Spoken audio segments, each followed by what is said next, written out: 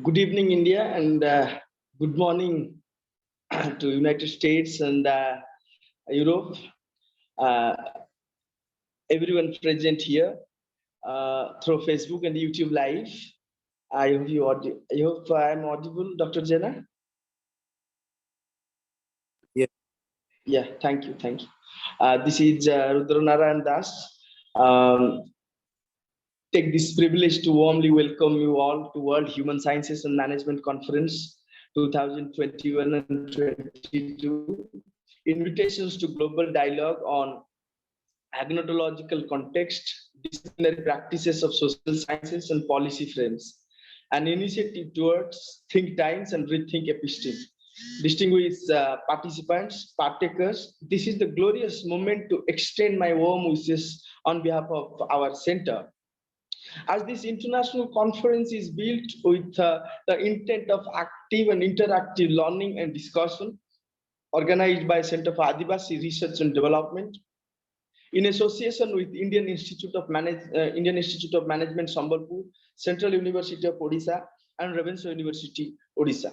On behalf of Center for ADIVASI Research and Development, I want to convey my heartfelt gratitude to our patrons, Professor Dr. Sanjay Kumar Naik, Honorable Vice Chancellor, Ravenshaw University, Professor Mahadev Jaiswal, Director, Indian Institute of Management, Sambalpur, and Professor Sarath Kumar Palita, Vice Chancellor, Central University of Odisha.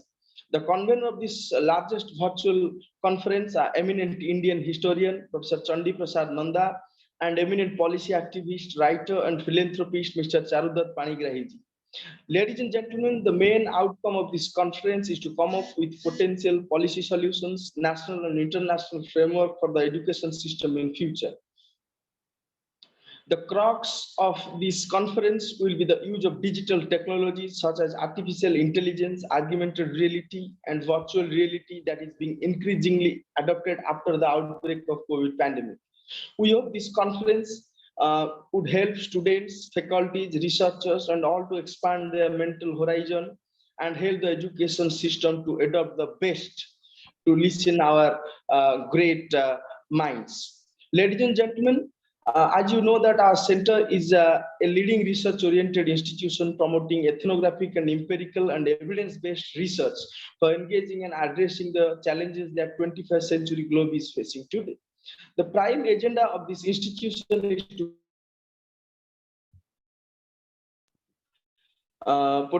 potential policy solutions for social change while believing in the idea of debate, dialogue, and discussion. The institution focus on marginalized communities and work for their livelihood to protect the nature, culture, and language. In particular, the age of modernity has witnessed that change is the only constant phenomena for societal purpose to enhance knowledge. Our information work for them is methodical and avoid paradoxically frameworks which is neglected so many centuries from theory to become practice. Ladies and gentlemen, our center sincerely believe in the concept of social marketing, which is seriously looking for non-profit marketing and builds new social entrepreneurship for check and balance mechanism to glorify generations to come. Center for Adivasi Research and Development come to serve with the holistic approach of critical thinking in education to fill the gaps and plan accordingly for the voiceless communities. It gives me a tremendous contentment to introduce the most influenced and esteemed personality of today's symposia is none other than Professor Subrena Smith. Professor Smith is an associate professor in philosophy at the University of New Hampshire. She is a philosopher of biology whose work focuses on human behavioral variation and conception of human difference, methodological problems with evolutionary explanations of human behavior, and the concept of the organism. She received her PhD from Cornell University, United States. And ma'am, welcome to World Human Science and Management Conference. Your topic is as suggested by which racial harms. That should be a very important and bonding topic of this 21st century world, which will definitely be an eye-opening session for all of us to listen in. Thank you for accepting our invitation to speak through a very important issue of 21st century. With this note, I would like to stop here and invite Professor Smith to initiate her talk. Over to you, madam. Thank you very much. Thank you so much. I'm really gratified to have had this this invitation, and I hope that what I have to say today will make some connections with your audience. So the title of my talk is Racial Harms. It's always a sort of challenging issue to come up with a suitable title for talks, because what you want to do is to communicate maximally to the audience about what you're going to be talking about. Before the audience shows up, you want to give them some sense of what they can expect. And what I wanted to do with the title was to sort of zoom in on what I'm focused and interested in, and that is, at least for today, racial harms. I mean by that, the sorts of harms that result from the practice of racializing ourselves and each other. I began to think seriously about the issue, the question of race, for some years now. As you see in my biography, I'm not schooled as a race theorist. I wasn't, my PhD research did not focus on issues pertaining to race. I am much more interested in human beings as what I call behavioral systems, the various ways that we behave. We sort of sit at the intersection of our social life and the resources that we get from being biological systems. And those are sort of that's sort of the place where I live. But I would say in the last perhaps 4 years or so, I began to think and talk about matters of race. And I think in terms of race, from the perspective of at the center of race, the question or the issue of difference is central. So I began to seriously think about difference in these last, I would say, 2 to 4 years. There was no sort of specific initiating event or events that sort of moved me to spend a great deal of my intellectual resources contemplating difference and race, or race cloaked in difference. It was more the fact that my life became sort of saturated, and I became frustrated with the way in which difference, at least pertaining to human beings, is regarded, is treated. So in the year 2000, I moved to the United States from the UK. And it became pretty immediately apparent when I moved to the States that I see myself as sort of floating in a sea to which my gills were not accustomed.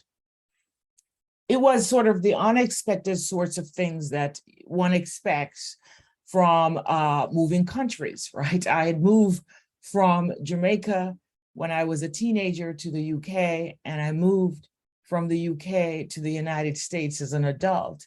So there were all sorts of unfamiliar things that I encountered. And some of those things caused a great deal of frustration and some pain, I would say. You see, I had never been Black prior to moving to the United States. And by that, I mean, I was never Black in the sense of being Black until I arrived here in the US. And when I say that, when I make that claim, people typically think that I'm saying something strange, because surely you can all, if your videos are all working, you can see me. And we all operate in this world where we have these sort of frameworks. And here I am saying that I was never Black until I moved to the United States. Now, it's important to note that I'm not uninformed, nor am I impaired in any way. I am very well aware of the phenotypic characteristics that I have. I knew that I am a person whose ancestors had recently emigrated from the continent of Africa. I was born in Jamaica, and the majority of the people in Jamaica have melanin-rich skins. There are a large sector of the population. You will find flared sort of nostrils amongst the people. You will find people typically with very tightly coiled hair like mine. So I knew that I was supposed to be Black, but this way of classifying me and my countrymates had never appeared to me to be deep in, as we say, philosophically metaphysical, in a metaphysical sort of way, that there was nothing over and above those physical characteristics, right? It was never deep to us. We were, and I am, Black in a low-key way, as I understood myself. And although I had some challenging experiences in London, matters were really different once I moved to the United States. Here in the US, I became a Black person with all the attendant properties that go along with that label. The mere visual perception of me by people was sufficient to solicit all sorts of ideas about who I was, what I was capable of, what my background was, the sorts of interests I should have, and similar things like that. In fact, if I were to make a very long list of the various ways that people assumed that I was upon merely looking at me, I think some of you would be really, really shocked. So these profound experiences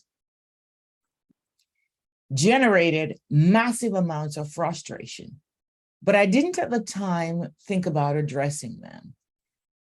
Moving forward many years later, I began to think that the sorts of experiences that I had, and sometimes still do have, rest on what I call metaphysical foundational conceptions.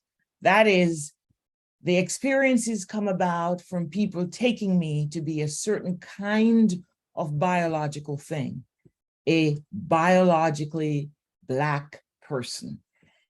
So I wanted to start my talk by sort of giving you this brief autobiographical take on me, because I think it might give you some sort of, it will situate you in a sort of way that is important for understanding why I address the issue of race, of difference, the way that I do.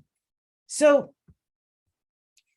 one question you might have is, what explains these sorts of experiences that I had? What is it about me that makes it and made it the case that people treated me as they did? Now, here's what I think is a very clumsy answer. I think a very clumsy answer is to say racism or sexism. I think those are clumsy answers. Typically, when we give answers or explanations for things, we hope in explaining the things that we are making them clearer in some sense. We're bringing clarity. We are making something that was unclear, confusing, etc., clearer, more understandable to our audience or to the person with whom we are engaged. So I don't think that a good explanation or a good starting place is racism or other kinds of isms best explained the sorts of experiences that I had. For one thing, although I had those experiences, it's important to note that the United States, there are lots of people who have phenotypic characteristics like myself. So the mere fact that I had these physical characteristics is not sufficient to give an explanation equals racism for the experiences that I've had. I should note that when I did move to the United States in those early 2000, I did move to New England, and specifically to the state of Maine. At the time when I moved here, when my spouse and I moved here, indeed, there were not a lot of people with features like mine. So I genuinely was sort of an anomaly in the context, in the state context that I found myself. But in the nation itself, I'm one amongst many millions of people with characteristics like mine, right? So it's, I think, probably easy to say the United States is filled with racist incidents and this racist history. And so when a person that looks like Subrena comes forward and gives her testimony about the sorts of experiences that she's had, we should first go toward an explanation framed in terms of racism. My own view is that that's not productive, and it doesn't really tell us much, if anything, of what's going on.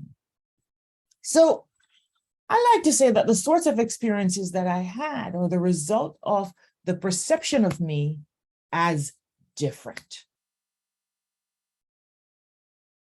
It's the perception that people had that here we have in this individual a different individual, a different person. Importantly, it's not that I am simply different that explains it, but rather that I'm different, importantly, in a racial kind of way. Perhaps gender has something to do with it, but I think the sorts of experiences that I had are best captured by my racial difference. Now, you might say, surely, if the explanation is based on your being seen as racially different from the majority population, then surely racism explains what's happened to you. No, I don't think we're there yet. I think we would need to do a lot more before we get to that point. So what I want to do is to spend some time in sort of trying to unpack what I think had gone on and is going on in encounters like the one that I've had, the ones that I've had, and the ones that I continue to have in recent times. I consciously use the term difference when I talk about human beings in the ways that I will. You see, human beings are ranked, classified, we are apportioned goods, we are denied goods, and we are sort of the sources of a great deal of conceptual and practical work, right? We engage in the space of ideas, we come up with terms and explanations for phenomena that we experience or we're interested in. And we sometimes utilize those conceptual frameworks to help us in the practical business of living a life. Typically, when one talks about difference or racialized sorts of difference, certain key notions become standard or one hears them. In particular, when the discussions are about human beings in the context of race. Words such as otherness and diversity are apt to be used. It's less so that one hears in those discussions, for instance, terms like variation or varied. So the term one uses, in my view, often signals what is at issue. So when we say diversity, usually it's in the context of social political concerns. Otherness is also in the context of social political matters, but it also flags moral concerns. So it's not merely the case when we say otherness that people are saying that this person is other than the majority, but there usually is something morally significant at stake. Now, in my own perspective is I find many of these discussions to be intellectually frustrating. One reason, or rather one source for these frustrations is that the initial assumptions involved are typically problematic. An example, for instance, of the problematic is that diversity denotes, it just simply means that one is talking about racial diversity, that the sorts of diversity we're talking about has to pertain to matters of race. Clearly, there are many ways in which human beings are diverse, or what I prefer to say are different, right? So there are many ways in which we could characterize diversity amongst human beings.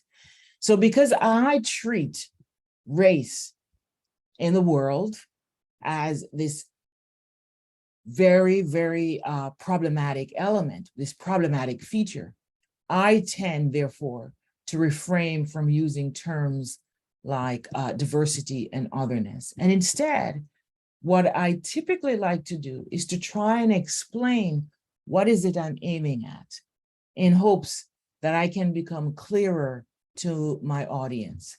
I think when we say diverse or diversity, everyone assumes what's on the table, and it's not clear that we should all assume that what's on the table is actually what's on the table, but because the term has come to have a particular kind of meaning, we all take it that in the presence of anyone who utters the term diverse or diversity, there's only one candidate kind of phenomenon that can be relevant. It's not clear to me that seems to be the assumption that we should have given the trajectory of the term in our lives. But I don't think that we should permit the term to be so bastardized. Okay, so all that to say, I prefer to use the term difference. The term difference gives me a great deal of conceptual flexibility to address a plethora of human difference rather than privileging certain ones. Now, it is obviously, it is obvious that what I want to do today is to talk about racial harms, and I'm doing so via this important concept difference. But I'm doing so because what I want to do is to show you that it is because of how difference is perceived in the world that we get to this place of racial harms. So bear with me. So the possibility of difference requires sameness, right? Two things are the same with regard to relevant properties, apart from their numerical difference, right? So one thing and another thing clearly are not numerically the same. They're not both one. We can say one is one and the other is one, but they're not identical. They're numerically different. But we might characterize them as the same, all things considered. So the chair that I'm sitting on and the chair in the other room, they are the same. They are numerically distinct.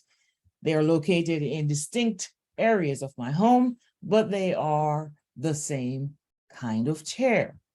When we say that the chairs are the same, what we mean is both things are not identical, but in very important respects, they are the same kind of thing. They have chairness in common. they have the same color in common, and they have the same kind of features in common. So the metal elements on the chair that I'm sitting on is the same as the chair next door, and the brown leather on the chair is the same as the chair next door. The chair is a simple case. It's a simple case, providing that the design of both is the same, and in this case, they're both the same. But my sister is different from me. My sister and I are not the same, but we're sisters, we're related. We share some features in common, not identical, but we share some features in common. Human beings are different from rats, and cells are different from organisms. Humans, rats, cells, organisms are cases that demand a little more challenging analysis than that given to the similarity or sameness of the chairs. If my sister and I are homozygous twins, the view is that we're identical. We are the same in regards to the important properties. In this case, the same sort of relevant genetic properties that gave rise to the sorts of features that we have. But that, believe it or not, is problematic. Again, setting aside numerical difference, it is not at all true that my sister and I would be the same if we were identical twins. There would be differences between us, differences that are caused by, for instance, non-genetic factors. In the human and rat case, the differences are many, but they would not be pooled together such that the differences are near absolute. There are many kinds of things that are different and similar or the same. Cells and organisms are different. One kind of thing, cells, they constitute, they make the other kind of thing, organisms, but the relation is not unidirectional. Organisms do not constitute, they do not make cells. Notice, though, that these categories, differences between humans and rats, between cells and organisms, are less pronounced in some contexts. Rats are less different than humans in biomedical domains where the model organism is a rat or a rat. And cells are not different from humans when we are interested in organisms as constituted by cells. So these differences between humans and rats, between cells and organisms, are pronounced for a particular individual given certain context. Humans are sources of vast amounts of difference. We embody a plethora of traits, but not all of our difference-making traits are accorded similar weight. Height turns out to be a complex trait that varies across individuals, but not much, if anything, in our lives rests on height. Differences in height amongst humans is not a kind maker. Rather than height, it is race that has our attention. Our brand is race. Our brand is not that we can be a certain height, upper level, and a certain height, lower level.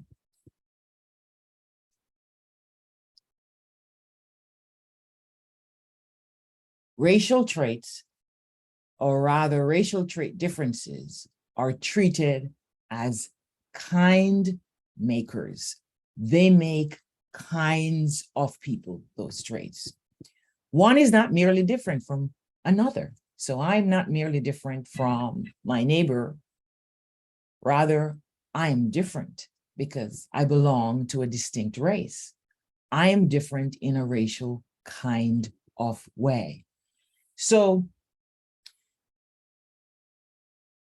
difference is salient across a number of domains, given the context in which we're operating. If the relevant domain is that of biomedical research, and given the prohibitions we have against human subject trials for certain ends, for certain kinds of human subject trials, we end up having to go to a, quote, close by organism, or an organism that has the relevant kinds of properties that can allow us to investigate the phenomena that we're interested in, so that we can have resources, in this case, medical resources, to ameliorate issues in human beings. So in a biomedical context, there are differences between rats and human beings, but those will be delimited or be less pronounced for the purpose of the research that the scientist is engaged in. In the case of human beings, when we zoom in on differences, typically, or I would say most often, the prominent difference that we're apt to zoom in on will be difference that pronounce or advertise that we're dealing with people in different racial groups. It might be an aside that both individuals are 6 feet tall, but it will be significant somehow that they are, one is racialized as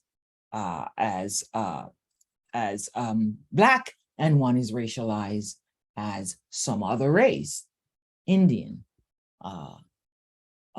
Caucasian, or some other kind of race that we are talking about. So in my view, race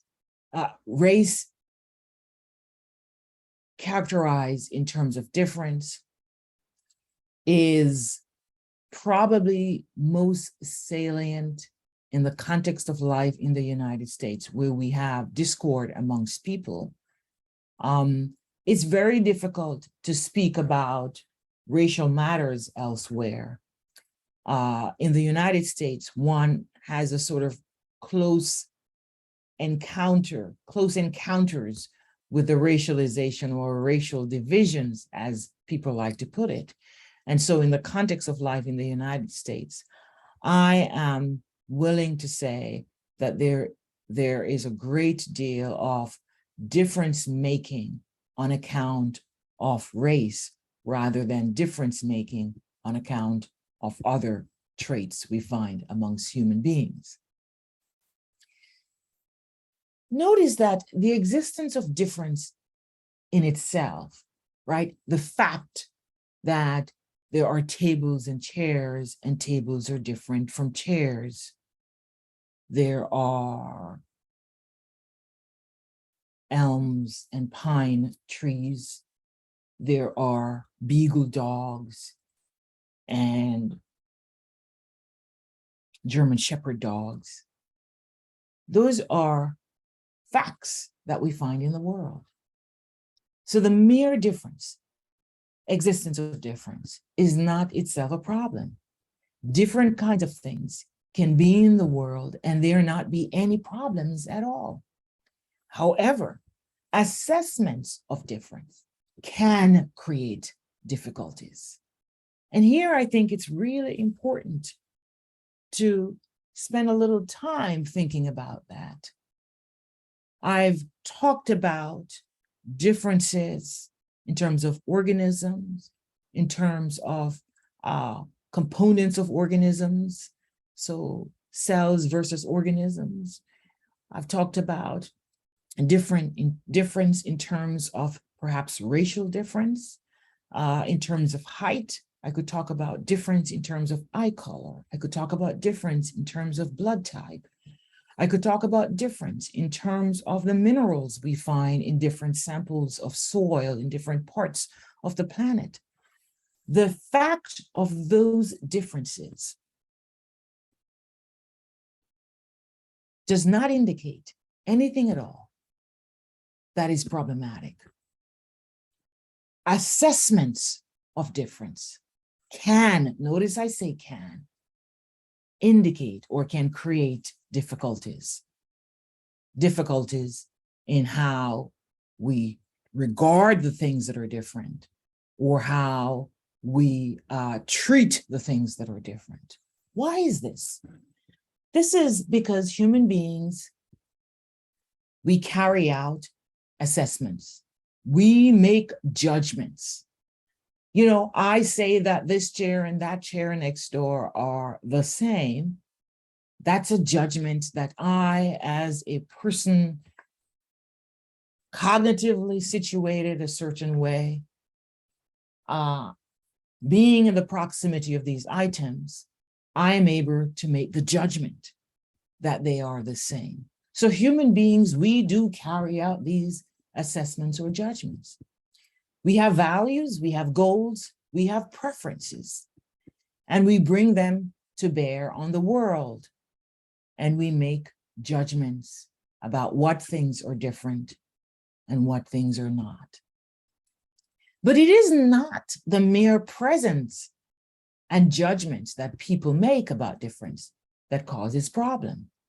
Rather, it is the normative foundations on which similarity rests that makes difference significant and which provides differences an asymmetrical status. So let me decompose that somewhat. Even though we have the ability to make judgments, and we do make judgments about one thing being different from another, it's not simply the fact that we can and that we do those things. That is a problem.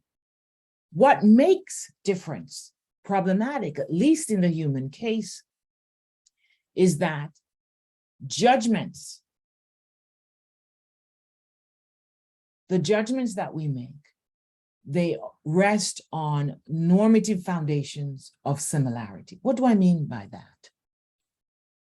Difference comes from the perception of similarity. The fact that two things are similar and a third is different is a judgment we're making about that third item on account of two items being similar. And their being similar, we might take it that the standard, the norms for items of this sort is to be like these two. So there is a normative foundation on which similarity rests, right? If two things are similar, it is because they are supposed to be that way. Things of that sort are supposed to be that way. And so when we get a third thing that is not that way, but is different, it is judged not merely as a different item, but it is judged in a particular kind of way. So we evaluate differences as departures from the sameness or near sameness norms. And those departures may be pronounced. They may indicate that something that is out of place, someone doesn't belong, someone doesn't look good, someone is malformed in some way, someone is not possessed of certain kinds of capacities, et cetera, et cetera, et cetera. And that comes about because of the perception to begin with that sameness looks a certain way. All the items in this community, all the human beings in this community look a certain way. And the assumption from looking a certain way, similar certain way, is that they are the same. They possess the same capacities. They can do the same kinds of things. They are suited to certain kinds of things. And this third thing, this third human being is out of place, they're different. They possess different properties, and therefore certain other things are okay to do and treat them a certain way. If we look around our rooms, our various rooms, each of us, we will notice each of us an individual. And if we're gathered in a room, all of us together, we could look at ourselves and look at each other, and we would notice that each of us is an individual different from the other. But we're also of a kind. If we're in a room all together, we're all human beings, likely, unless, of course, companion animals are permitted amongst us. But for the most part, if we're all gathered in a room, each of us individuals, we will also be individuals that belong to a kind. That is, we are a kind of thing. We are each a human being. And what makes us human beings and not wolves is our membership in the taxon Homo sapiens.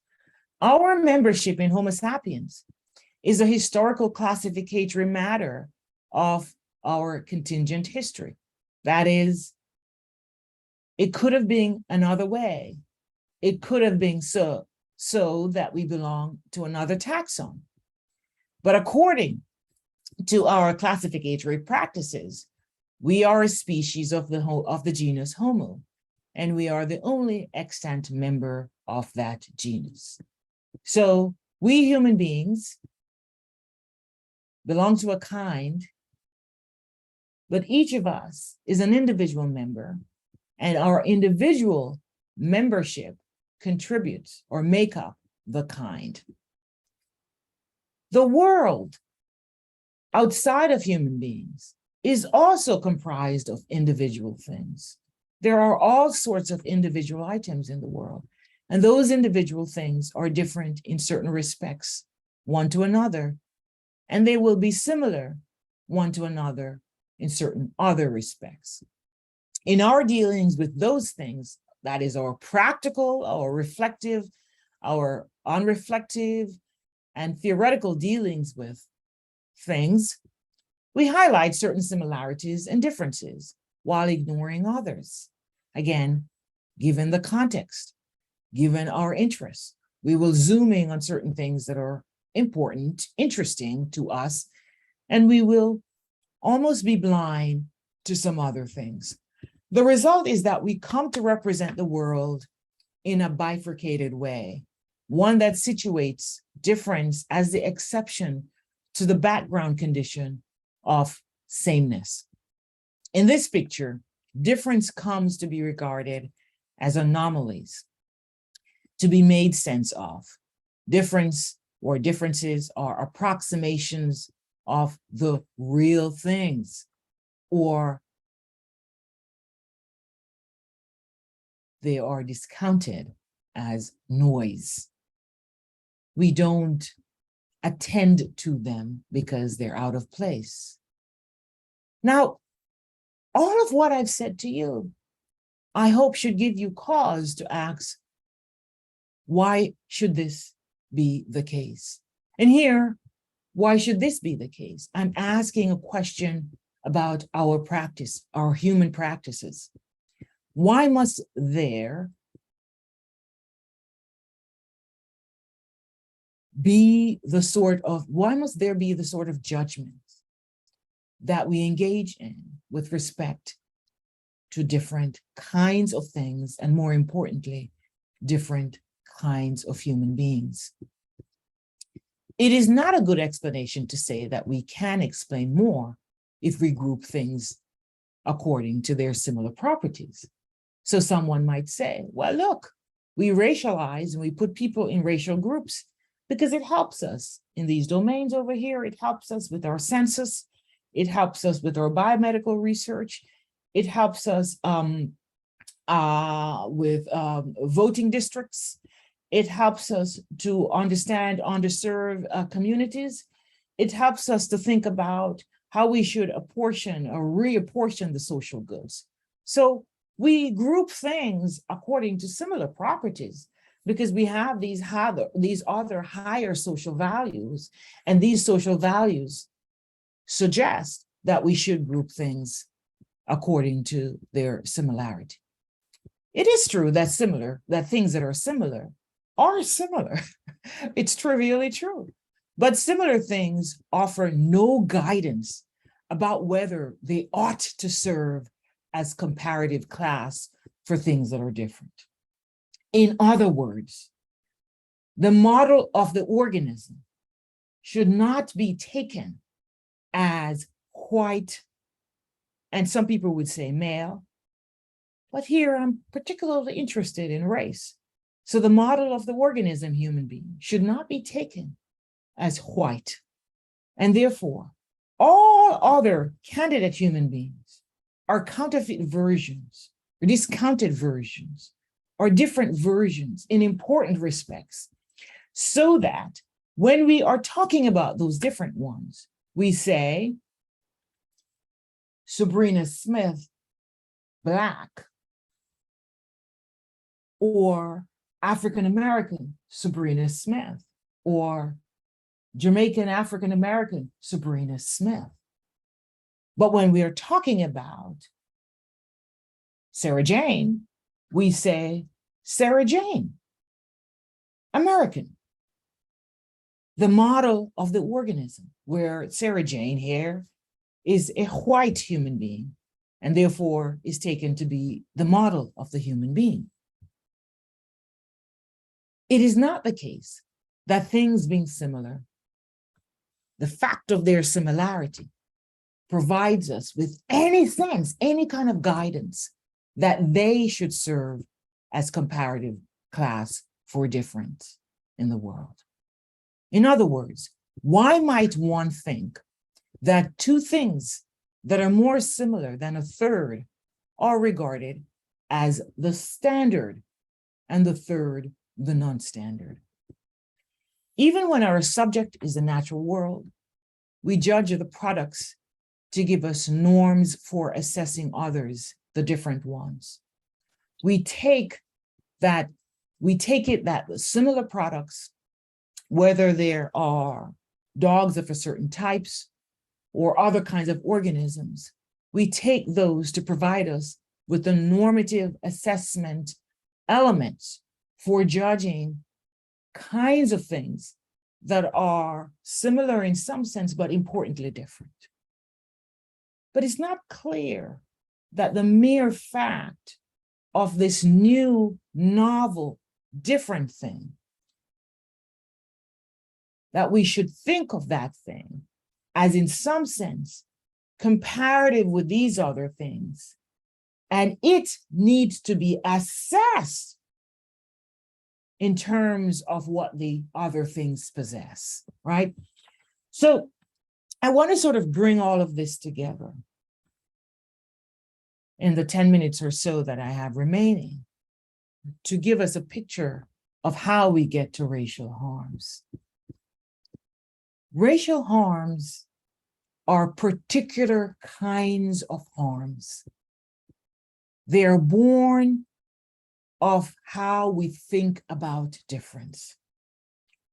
They are born from our assessment that difference, racial difference, is important, is significant, not in an equal kind of way, but racial difference or racial differences signal that something is not just different in the world, that there are different kinds of people, but something is different in the world in a horizontal kind of way. How exactly we've arrived at this place is a matter of the historical record. And better historians than myself can trace the beginnings of human beings racializing each other on account of perceived differences. Now, we could have done things a different way. We could have racialized on account of differences. in the ways that I talked about my low-key being Black when I started this talk. My low-key being Black simply means that I have a certain kind of external covering to me. That's it. Nothing about this external covering signals anything of consequence about who I am, my background, my capacities, and therefore,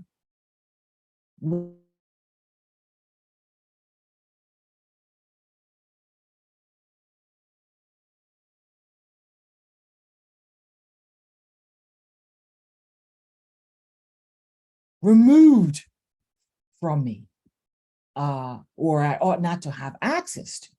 Nothing about this external clothing is sufficient in the minimum to give us any kind of understanding of how to treat one another. Racial harms come out of, strange enough, a fact of our cognition, our ability to make differentiation judgments.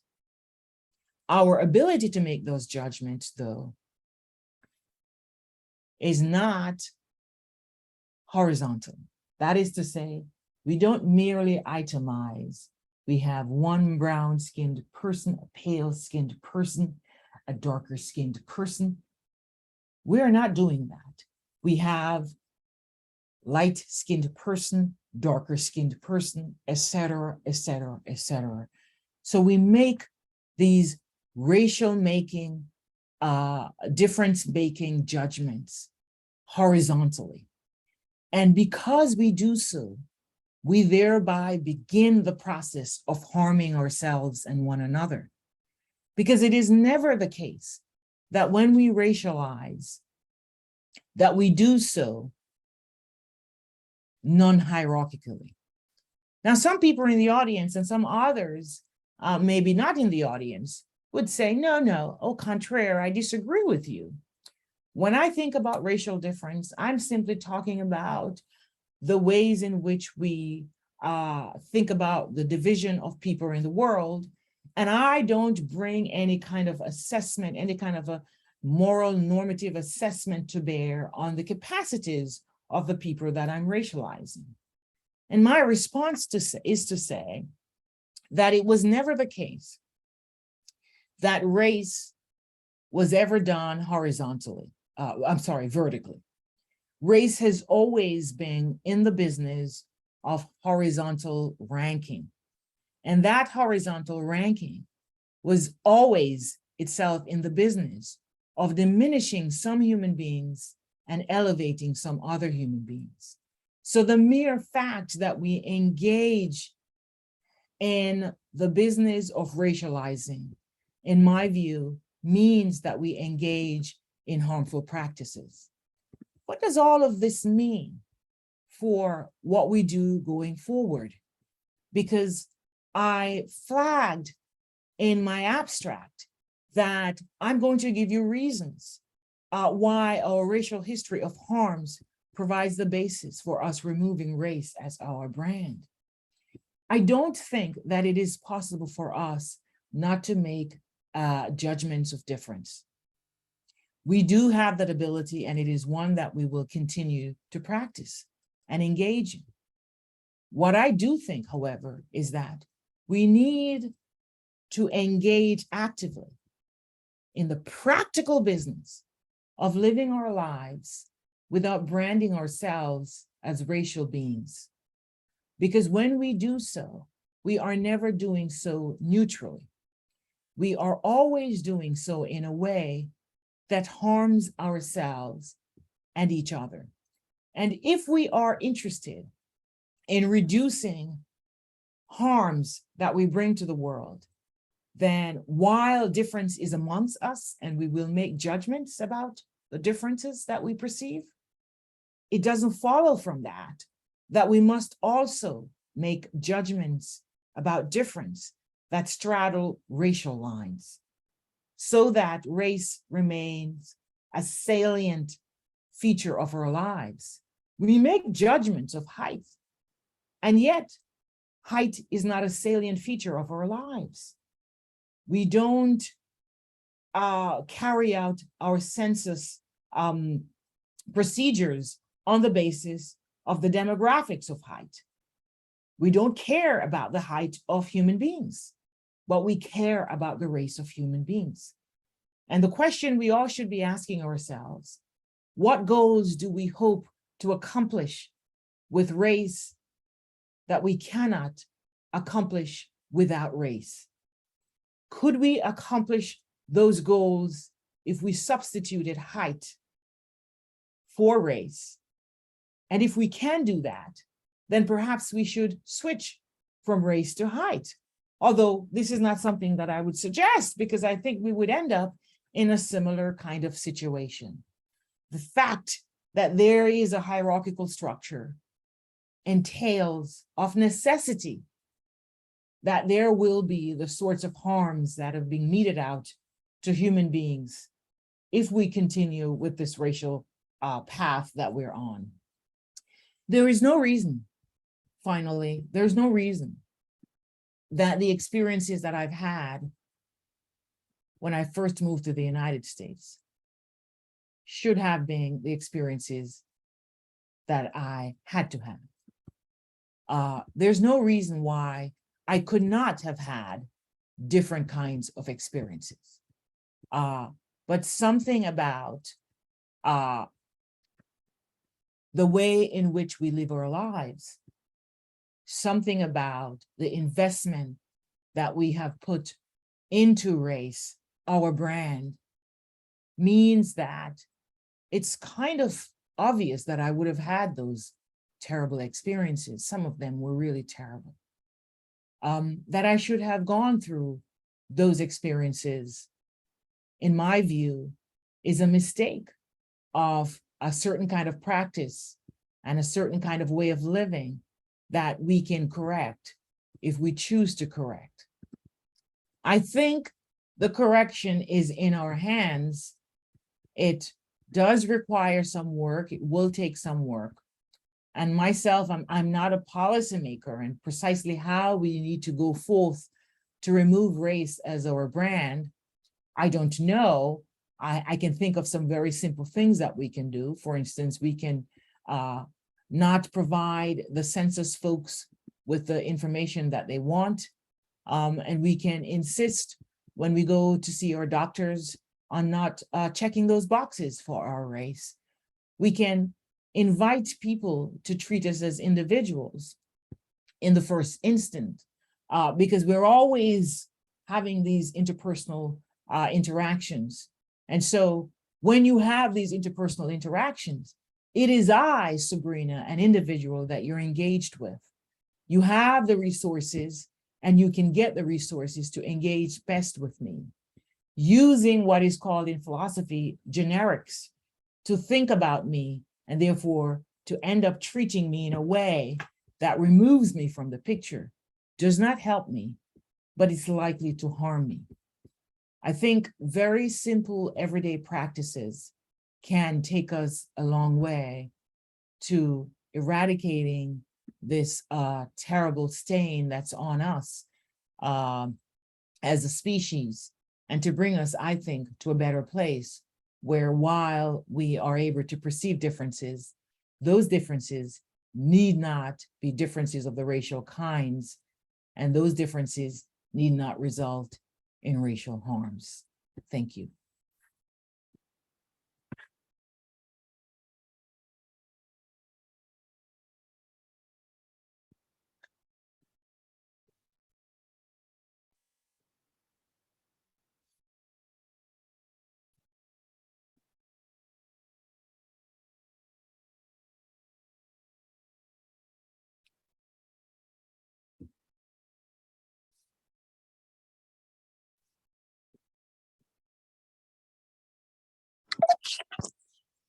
I would like to request Dr. Nupur Patnaik go for a quick comment, please, if possible.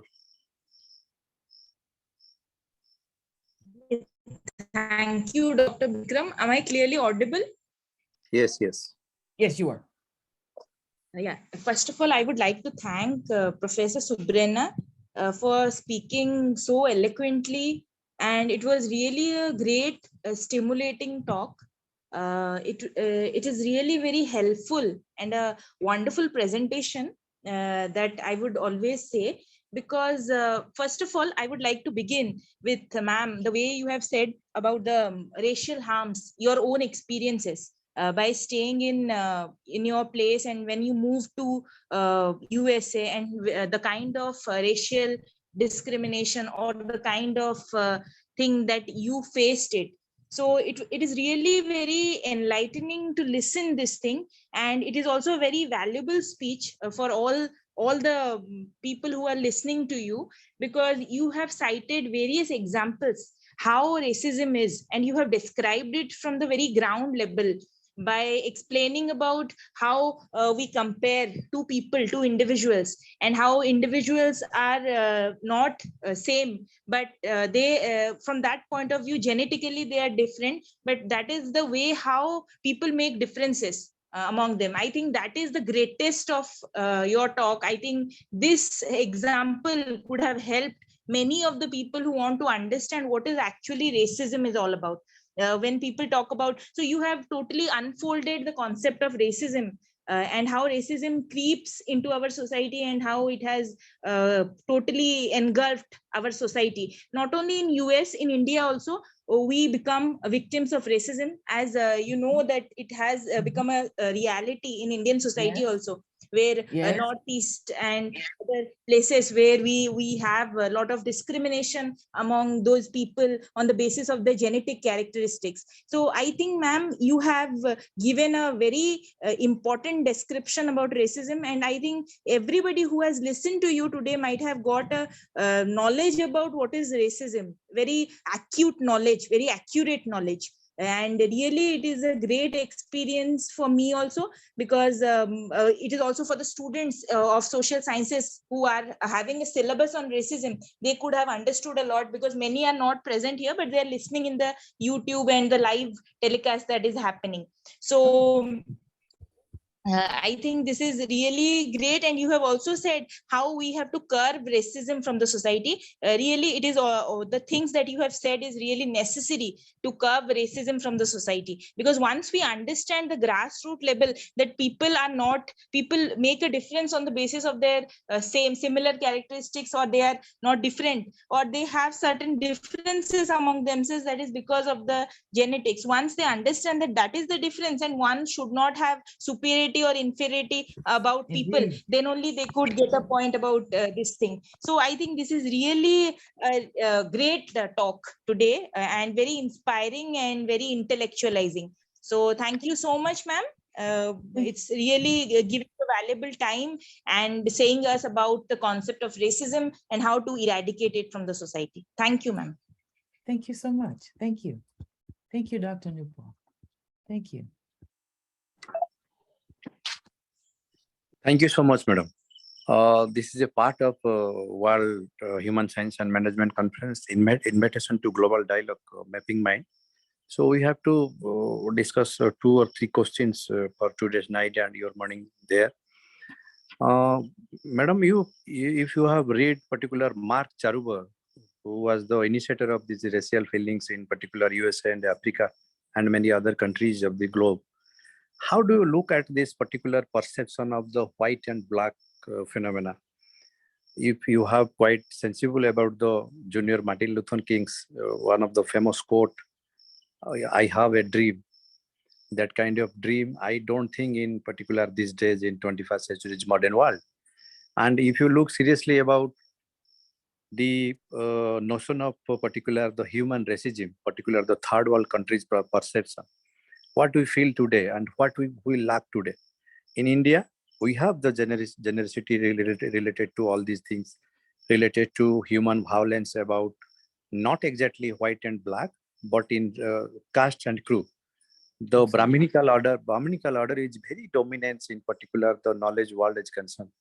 People even can't get space to speak or to write or to demonstrate. What is your ideas, madam? Ooh, that's a complex question. So let me zoom in on these challenges not being these are not challenges that we find only amongst the discrete racial groups, that is Blacks and whites and Indians and whites and Asians and whites, as we say in the United States. But we also find these problems intra-groups, right?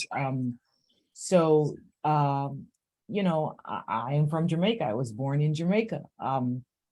And we don't so much have a caste system there. But there is, has always been what is called colorism in Jamaica, where lighter skinned people have always sort of been seen as, in some sense, better, having better qualities. It was never quite pronounced, but as a child growing up, there was always a sense of it that you could sort of see it operative in the society. What was interesting is, particularly in the town that I'm from, you know, it was always weird because there was one family in particular in that town, and most of the members of that family were quite dark-skinned. And the family, they were quite wealthy. And it never seemed to sort of shifted people's position, those sort of low-key, ranking hierarchically sensitive people who thought, you know, lighter skinned meant better. It never really seemed to shift them from that view, given that in the center of town, it really was in the center of town. Here you had this large family, most of whom had dark skin compared to a lot of people in the community. And they were one of the wealthiest families.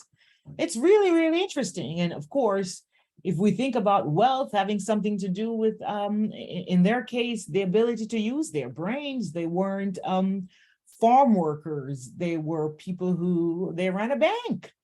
So the thought here is that they're cognitively special in some sense. Such that they're able to put a bank together and accrue wealth from banking, from private banking, right? So I do know a little bit something about these kinds of battles intra races. That is, within a race, you have people who find differences, as Freud said, the narcissism of small differences. They find little things that are different from that are different amongst them, and depending on the nature of those differences, some people are elevated and some people are, of course, diminished. And of course, most of the world is aware of this system or this problem in your country, where there is the caste system, right? Everyone is aware of it. And it's, from my perspective, looking at India, I've never been to India, but it has always struck me as just a very terrible practice. It's a terrible practice where the fact of where you were born, your life is so-called confined to a certain particular path on account of your family and its history. And the history in that nation, tell me if I'm wrong, is that if you belong to a lower caste, then certain options are not on the table for you. That is a terrible crime that's being committed on millions of Indian people. I think it's dreadful. And the work that I'm doing here in saying to people that the fact of difference in itself is no problem, but our judgments about it is the problem. And we are the cognitive beings. We have the ability to say, surely the fact that we as a society have decided that those people there belong to a lower class, caste, is not some ineliminable feature of the natural world. It's a feature of our social practice. And we can decide to stop this. Because when we engage in that practice, we're harming our fellow citizens and our fellow humans. Now, to your larger question, how one goes about even beginning the work of ameliorating these different avenues of harms, I don't have the answer other than to say,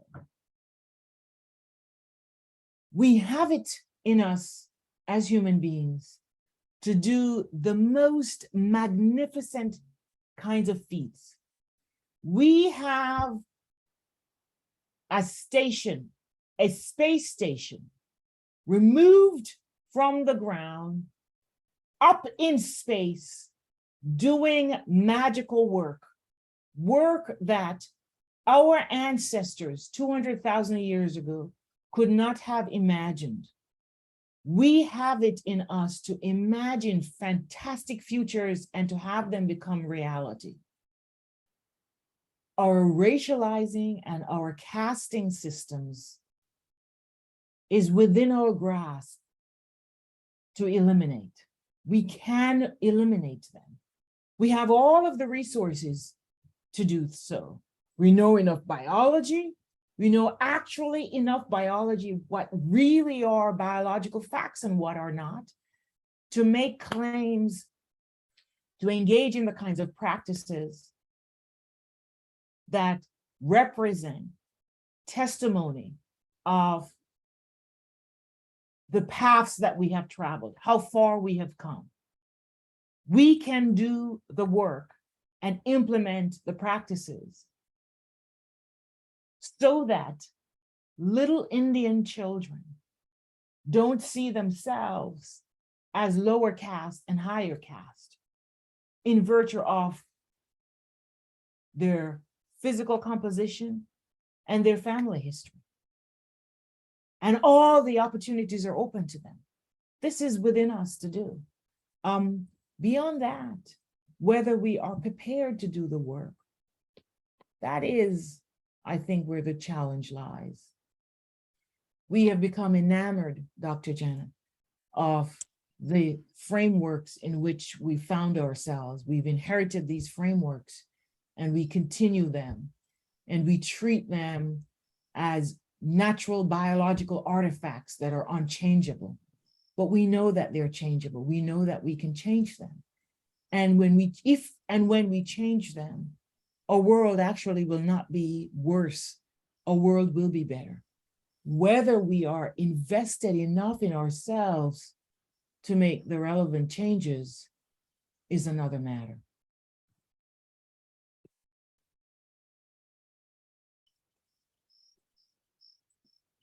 Thank you, madam. Thank you so much. Second question for you for today's night, madam.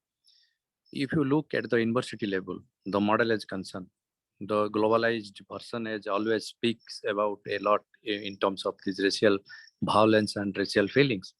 If you look seriously, the capitalistic approach, it's a new normative of emotions of racial contest. They always propaganda in a different kind of categorical practice and theoretical expansion. How do you look at the knowledge as concerned in hierarchy and super hierarchy of the structure of the society? And what kind of knowledge protocol we have in particular university levels? What our professors are doing? What our students can be taught through the university when the backbenchers are the Black people? And even much better than when the white and Black feelings always are taking a serious risk for them in terms of this psychological process of new normative age concern. And the human value, the degradation of power, knowledge, and the information, particularly the 21st century is witnessed after the ICT revolution, information, communication, and technology. Even today, when we are going to represent the voices of marginalized community, our center always looks for the dialogue, discussion, and debate in terms of how to preserve their nature, culture, language, and identity particular. It's a very important and choice, not less than any kind of human narratives. Your suggestions, Right. madam. Right. Excellent. Excellent. So one of the things that I often talk about is, my project, if I have a project in the racial scene, is the project of relinquishing or eliminating race as any part to do with our lives. And inevitably, you find people who worry about the consequences of such a project that actually be realized.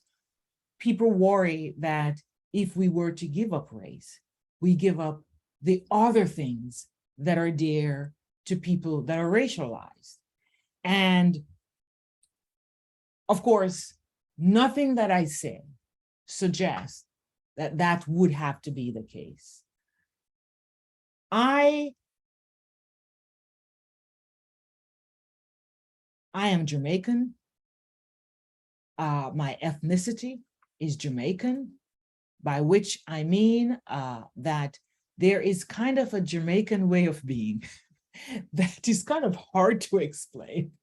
But I think if you were hanging around a bunch of us, you would get a sense that these people, they share some cultural artifact, some ethnic elements, whether we're talking about cuisines, whether we're talking about the ways in which we speak, the sort of intonations of speech, whether you're talking about certain phrases that we're apt to use, whether you're talking about a kind of sensibility, a kind of skeptical sensibility that we take to the world. Not every Jamaican, but this is sort of a prevalent element of Jamaican life, the kinds of food that we like, the way we worship, the way we are, I would say most Jamaicans invested in their country, Jamaica. Jamaica is this place and they're into it. Those are elements of being a people who've lived together over a long period of time. And you have these various patterns of living. These are things that are dear to people. Nothing about those things that are held dear would need to be set aside if one were to eliminate characterizing the majority population in Jamaica as Black. Black is a racial concept, and it is used to characterize those people. Now, it's not one-dimensional. One is not a Black Jamaican person in a one-dimensional way. One's Blackness is three-dimensional. That is to say, the term Black is a stand-in ostensibly for my physical features, but it's also for who I am in essence. My very biological foundation has it that I am more similar psychologically and other biological ways to other, quote, racialized Black people, those in the continent of Africa, those in the Americas, those found in Asia, in virtue of being tagged with this label, Black, and placing me in that racial group, I am said to be similar to them, all of those dark-skinned people, than I would be to any pale-skinned person. That plainly is not factual, right? You cannot read off my so-called race, my physical appearance, into other facts about me. Other facts about me are independent of the racial category that you have placed me in. Now, I think that, Dr. Jenner, that is the hard task, to convince enough of us that we can preserve all of what is dear to us while we give up race. Because when we hang on to race, we are hanging on not to those things, but to other things that are harmful to us. We're hanging on to being Black means psychologically, I'm supposed to be a certain way, and socially, I'm supposed to be a certain way compared to my white counterparts. Now, that is a challenging job. And you're right to say that in order for that job to be accomplished, in order for us to even begin to see if we could accomplish this task, the universities the educational sectors have got to be involved. Therefore, it means that enough educators, enough people who understand the facts about race and the facts about ethnicity need to come forward and need to be clear in their pronouncements. They need to understand that what we celebrate as a community of sameness is not a skin color. We celebrate that if we love our skins, by all means do that. But remember, the skin is supposed to signal. It is supposed to be a signal of all these other things that are supposed to be natural for us. And those things that are natural for us, they are never good. Because if they were good, there would be one single race, right? We know there's only one single race that possesses all of the good characteristics. All of us would be that race, but that's not the case. So what we need to do, we need to start being quite explicit that race and ethnicity are distinct kinds of things. Race was invented for the project of enslavement and harm to other human beings. It was never invented for anything that was good. Ethnic groupings and ethnic coalitions are in the business of grouping together things that are common for people, not people who look the same, but people who find themselves in a community and they mesh alive together. I've spoken of dark-skinned Jamaicans that look like me, but make no mistake, there are Indian Jamaicans and they are Jamaicans. There are Chinese Jamaicans and they are Jamaicans. And I would be at a party and I would see them and I would congregate with them because we share some things in common. There are other things we don't share, but we share some things in common. We might hold some of those things dear. Those are the things that bind us together, not race. So you are right to say that this is work that must generate from thinkers, academics, universities, people who have access to the resources and the time to think and write and get their voices out there. In fact, I would argue that we have a duty to ensure that we are revealing these truths. These truths should not be hidden in esoteric texts that 5 of us in the world will read. These truths should be exposed so that all our brothers and sisters can come to understand that we have engaged in a racial history that has continued to harm our fellow citizens and ourselves. And we can stop the racializing and continue our ethnic groupings in the service of finding commonality and joy and all that is good amongst our fellow citizens, some of whom will look like us and some of whom will not look like us. Thank you so much, madam. Thank you so much. All the way connecting from USA, and very nice interacting and such a wonderful deliberation you have.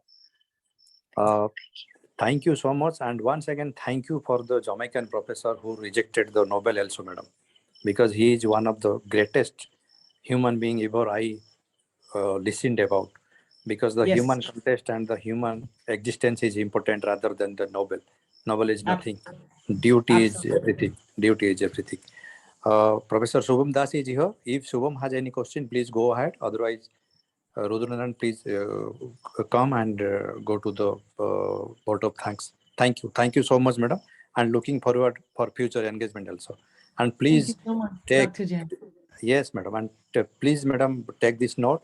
From today onward, you are the one of most important advisor of this Center for Adivasi Research and Development. Thank you so much, madam. Thank you so much, Dr. Zena, for your wonderful questions, and thank you, Professor Smith, for your very beautifully you answered all the questions. Before going to the vote of thanks, I have one question. Ma'am, my Yes. question is, how do you look in terms of racial circumstances, especially how do you look the anti-Semitism problem in spite of all these white and black problem? What are the difference between these two important issues? Well, it is interesting. A lot of people think of that anti-Semitism is a religious matter, that Jewish people are Jewish and therefore they have the sorts of experiences that they have because of religion and not race. But you know, if you want to know whether the Jewish people are a racialized people, you simply have to look at the proclamations of the Nazi overlords. They believed the Jewish people to be a race, and hence the point of the Star of David, right? The Star of David was to ensure that they could identify Jews as different from Aryan people, right? So we should not think that racialized issues pertaining to whites and blacks and Asians do not also include Jewish people. Race is a matter that also extends to Jewish people. And the ways in which anti-Semitism realizes itself, it shows that it is about race. It is about who these people are in their very essence. Their racial essence is to be this kind of devil, bad, demonic, nothing that is good kind of people. And of course, they need to be, quote, eradicated because they're nothing good for the earth. It is not about their religion and everything about their race as understood by people. Now, I think that these considerations about eliminating of race, it's about eliminating of race for all human beings. That we have ways, we have all kinds of other ways, Dash, of characterizing people. And we can do so, right? There are ways in which we can characterize people so that people have more in common across so-called races than they would have if we simply were to keep us constrained to our racial boxes. I think it would be a much better world if we allow ourselves to group according to other kinds of things, rather than any kind of hierarchical structure that's going to elevate some of us and diminish and demote some others of us. The moment we do that, we begin the project of harming. Think about that. The hierarchical structure that is racial is always harmful because it means some people are overlords and some are not. And the overlords, they dictate what happens to those under them. Nothing good can come of that. And I also say to those amongst us who believe holding on steadfastly to their racial identities is holding on to life itself. I hope that something I've said today causes you to think again about that, because the thing that you hold dear to is a thing that harms another. And my view is that the harms, the racial harms, they're not delimited only to Black and Asian peoples.